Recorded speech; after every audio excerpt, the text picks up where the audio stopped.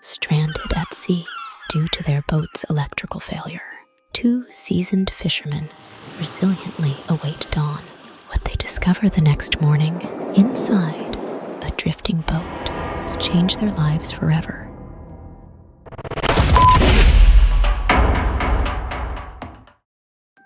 This story never fails to send shivers down our spines. It's a tale my uncle and dad have recounted countless times at family gatherings, each retelling as chilling as the first.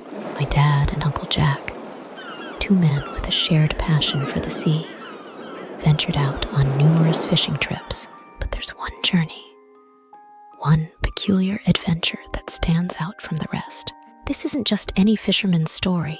It's a tale that transcends the ordinary, plunging into the depths of the unknown and the unexplainable.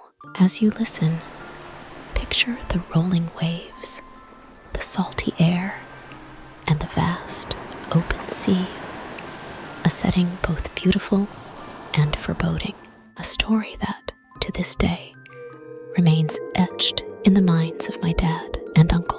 A haunting memory of what lies beneath the calm surface of the ocean. Here begins a story that's as much a part of our family as the sea itself. Ever heard a sound that chills you to the bone? Imagine the vast, open sea.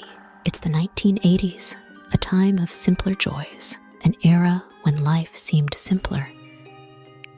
Yet mysteries as deep as the ocean still lurked.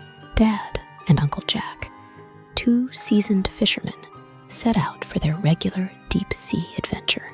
Picture this, a sturdy 70s two-cabin cruiser, its hull slicing through the waves of Cape Cod, Massachusetts. Dad's always been a man of the sea, but it's Uncle Jack, whose heart truly belongs to the ocean. With his grizzled beard and weathered hands, he looks every bit the seasoned fisherman. His boat, an impressive relic from the 70s, stands as a testament to his dedication. The sun dances on the water, promising a good day's catch. They're after the big ones, striped bass, tuna, cod. These waters, they say, hold secrets as deep as their treasures. Uncle Jack's eyes, sharp as a hawk's, scan the horizon. Today's the day, he mutters, more to the sea than to Dad. He's got that look, the one that says he's ready for whatever the ocean has in store. As the coastline fades into a distant memory, Dad casts his line, the rod bending with promise. The air's filled with the scent of salt and adventure. Little do they know, this trip will be unlike any other. The boat hums along, a solitary speck in the vast blue, but there's something else, a sense of foreboding that hangs in the air. It's as if the sea itself is holding its breath, waiting. What mysteries do these deep waters hide? What stories are etched in their depths? As the sun dips below the horizon, a blanket of clouds creeps across the sky. The new moon is nowhere in sight, leaving the sea shrouded in darkness. Dad and Uncle Jack, still aboard their trusty vessel, are oblivious to the eerie night that awaits. The boat, once a beacon of light, is suddenly engulfed in darkness, a blackout. Uncle Jack fumbles with his flashlight, its beam weak against the overpowering night. Must be the fuses, he mutters, more to himself than to Dad. Dad's eyes, wide with concern, follow Uncle Jack to the circuit panel. Two blown fuses, the culprits. The boat's lights, including the crucial running lights, are dead. Silence envelops them, broken only by the soft lapping of waves against the hull.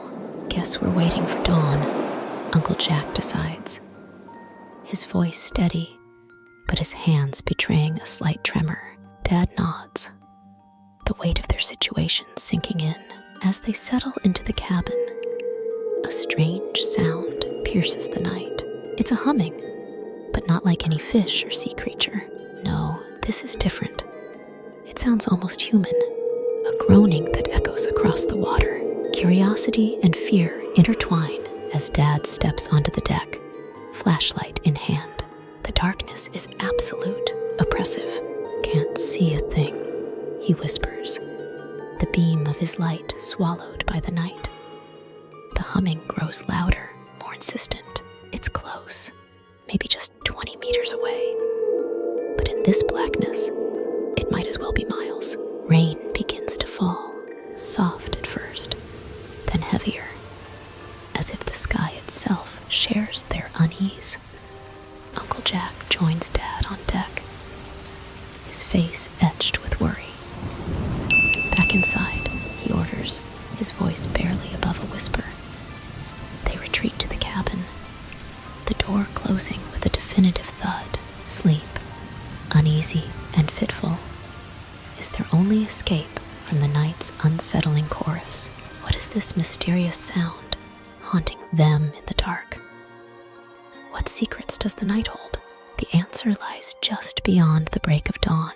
The first light of dawn brings little relief to Dad and Uncle Jack. The fog, thick and impenetrable, envelops the boat, making the world beyond a few meters a mystery. As they step onto the deck, the air is heavy with anticipation and dread. Through the dense mist, a shape emerges, another boat, drifting aimlessly.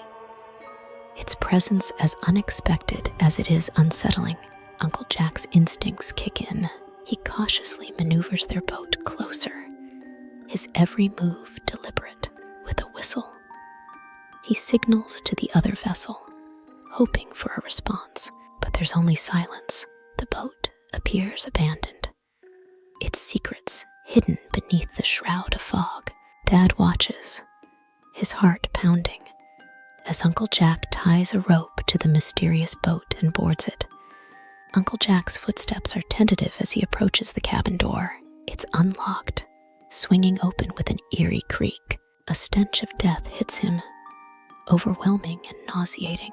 Inside, a sight that will haunt him forever. A man hanging by a rope. Dad, still on their boat, sees his brother's face drain of color as he returns. "Don't look," Uncle Jack manages to say, his voice a mere whisper. Dad doesn't need to see it. The horror in his brother's eyes is enough. They mark the coordinates. A solemn duty in the face of tragedy. The VHF radio crackles to life as they contact the Coast Guard, their voices steady, but their hands shaking. The wait for the Coast Guard seemed interminable. As they eventually made their way back to shore, the enigma of the humming sound remained unresolved, submerged in the sea's depths. On that day, the ocean unveiled a sinister secret, leaving an unforgettable imprint on their souls. They never discovered the source of the buzzing, nor did they unravel the fate of that man.